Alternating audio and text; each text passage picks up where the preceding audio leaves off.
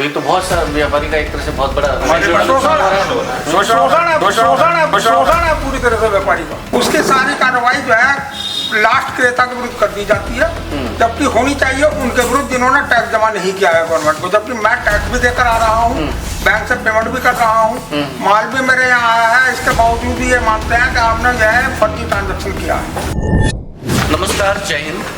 इस रिपोर्ट में एक व्यापारियों का एक ऐसा मुद्दा है, एक ऐसी समस्या है जिसको लेकर व्यापारी वर्ग पूरी तरह से पहुँचता है, और वो मुद्दा है जीएसटी का लेकर। जब से जीएसटी में लागू हुई और जीएसटी में जो बदलाव है वो इस तरह के बदलाव हो गए हैं कि व्यापारी का बहुत बुरी तरह से उत्पीड़न हो रहा है। किस तरह से उत्पीड़न हो रहा है, कहाँ और किस लेवल तक हो रहा है, अब इस समस्या से अवगत कराने के लिए आज जितने भी यहाँ पर पीछे देख रहे हैं, महात्मा विद्युत सभागार बिजनौर में भी यहाँ पर सांसद जी ने मीटिंग ली थी, और इसी मुद्दे से, इसी समस्या से अवगत कराने के लिए आप लोग सांसद चंदन चौहान से मिले हैं। क्या समस्या है जीएसटी के विषय में जो आप अपने आज आपने सांसद के समस्या बहुत सारी है, एक समस्या नहीं है। जिस दिन से जीएसटी एक्ट लागू हुआ है उस दिन से एक्ट के अंतर्गत समस्याएं ही समस्याएं हैं। व्यापारी को न्याय बहुत महंगा पड़ रहा है। व्यापारी के पास जो है कोई अगर कोई कार्रवाई की जाती है उसके विरुद्ध, तो उसको कोई नोटिस पर्सनल वे में नहीं भेजा जाता, बल्कि ऑनलाइन पोर्टल पर ही अपलोड कर दिया जाता है। हिंदुस्तान में अभी विशेष तो या हमारे जिले बिजनौर में या पश्चिमी उत्तर प्रदेश में अभी पब्लिक इतनी पढ़ी लिखी नहीं है कि वो पोर्टल पर या अपने मोबाइल पर अपने मैसेज देख सके। इतनी हाईटेक अपडेट नहीं हो पा जी जी जी हाँ, मतलब IT टेक्नोलॉजी से बिल्कुल जानकारी ही नहीं है। जो नोटिस पहले वैट में या स्टेट टैक्स एक्ट में पर्सनली व्यापारियों को भेजे जाते थे उनके प्रतिष्ठान पर, और वो उस नोटिस को देखकर अपना कार्रवाई कर लेता था। आज ऑनलाइन नोटिस हो जाने से वो दफ्तर तक पहुंच ही नहीं पाता, व्यापारी को पता ही नहीं चलता है कि कब क्या नोटिस पता ही नहीं चलता है, और वो जो है उसके खिलाफ एक्सपार्टी कार्रवाई हो जाती है। उसको जीएसटी एक्ट के अंतर्गत पुनः सुनवाई का मौका कहीं बेसिक स्तर पर नहीं दिया गया है। उसके पास केवल अपील या हाईकोर्ट जाने के अलावा कोई रास्ता नहीं है। इससे न्याय बहुत महंगा हो गया है। इसके अलावा जो अभी इन्होंने नया ट्रिब्यूनल का प्रोसीजर चालू किया है, फर्स्ट अपील को जो है रिमांड करने की पावर नहीं है, और सेकंड अपील में अगर वो जाता है तो सेकंड अपील में उसकी कोर्ट फीस इतनी महंगी हो गई है कि वो उसको सहन करने में असमर्थ है।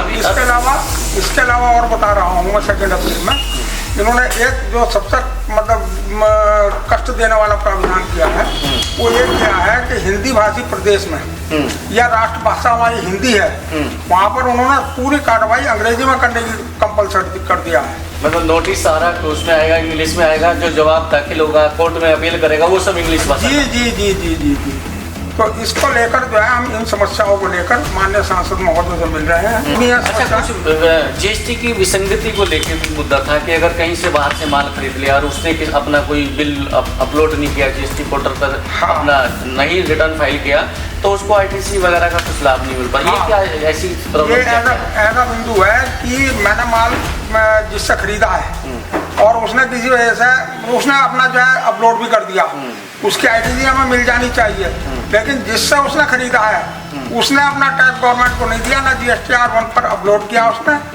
और उसने भी नहीं किया, उसने जिससे खरीदा उसने भी अपलोड नहीं किया।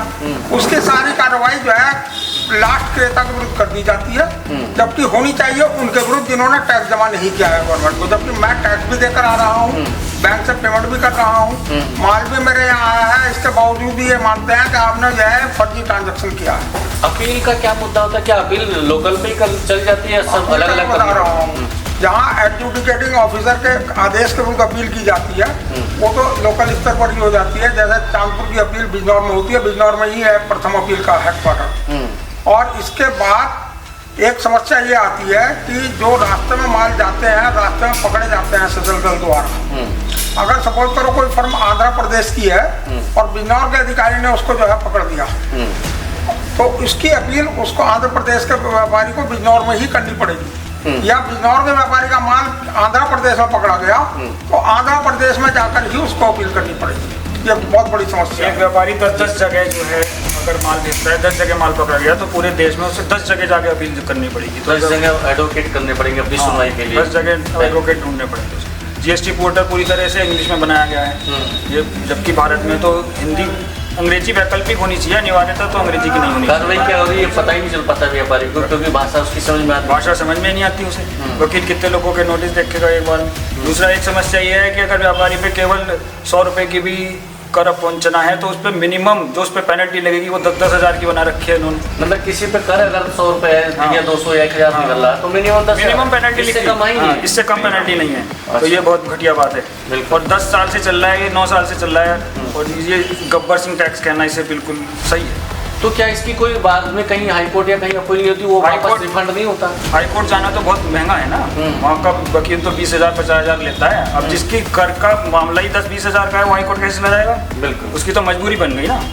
तो ये तो बहुत सारा व्यापारी का एक तरह से बहुत बड़ा शोषण है पूरी तरह से व्यापारी जी। का। चांदपुर टैंक बार एसोसिएशन के हम पदाधिकारी हैं, सब लोग सब अधिवक्ता हैं। इसी विषय में हम सांसद महोदय श्री चंदन चौहान जी से ज्ञापन देने के लिए यहाँ आए। तो चांदपुर में जो जीएसटी रिटर्न करने वाले व्यापारी हैं उनके आप लोग अधिवक्ता हैं जो उनके रिटर्न फाइल करते हैं, और इतनी समस्या उन लोगों के सामने खड़ी हो रही हैं कि अपने व्यापारी को संतुष्ट करना उनके लिए बड़ा मुश्किल हो रहा है, क्योंकि विसंगतियां इतनी पैदा कर दी गई हैं सरकार की तरफ से कि जीएसटी को समझना और उसको रिटर्न को फाइल करना, एक व्यापारी को संतुष्ट करना आप अधिवक्ताओं के लिए बहुत मुश्किल है। शायद इसी समस्या का समाधान हो जाए, इसी उम्मीद के साथ आज सांसद बिजनौर चंदन चौहान से यहाँ मिले थे, क्योंकि यहाँ पर विद्युत सभागार में आज सड़क सुरक्षा माह की मीटिंग वो लेने के लिए आए थे। तो नज़दीक होने के नाते चांदपुर से आप सब लोग चल गए और यहाँ सांसद जी से अपनी समस्या रखी। सांसद जी इस समस्या को किस लेवल तक सरकार तक पहुँचाते हैं, कि आप इस समस्या पर कोई सुनवाई होती, समाधान होती या नहीं, ये एक अपने आप में जांच का भी विषय है, और भविष्य में इसका पता लग पाएगा कि क्या है इसमें भी सरकार कोई गौर करती है या नहीं। तब तक बने रहिए हमारे साथ। नमस्कार।